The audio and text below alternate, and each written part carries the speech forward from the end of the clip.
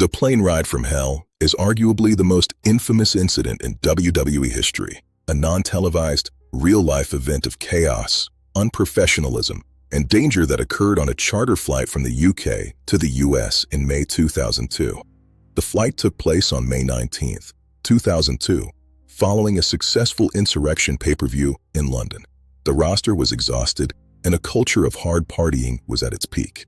Alcohol flowed freely, and many saw the long 7-hour flight as an opportunity to blow off steam, leading to a volatile mix of personalities.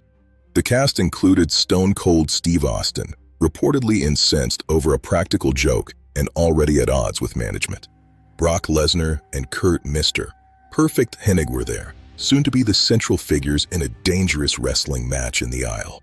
Also present were Scott Hall and X-Pac, dealing with personal issues, The Undertaker trying to maintain order, and Ric Flair, the newly appointed co-owner, trying to manage the chaos. The chaos began with the main event, Brock Lesnar versus Curt Hennig.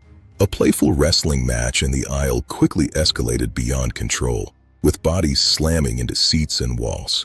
The Undertaker finally stepped in, telling Lesnar to sit down, effectively ending it.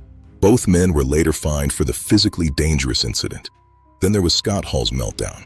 Intoxicated and belligerent, he harassed flight attendants and was eventually subdued by several wrestlers, including The Undertaker using a chokehold.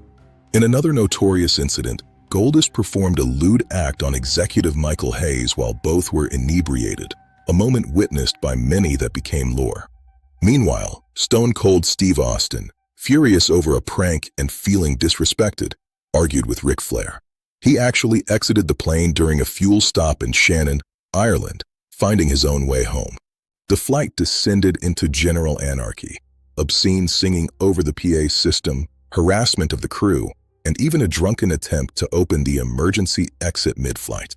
The aftermath was severe. WWE levied over $100,000 in fines. Curt Hennig and Scott Hall were released shortly after, though others were protected due to their status. It was a watershed moment, marking the end of the unregulated attitude era culture and ushering in a new corporate era with stricter codes of conduct.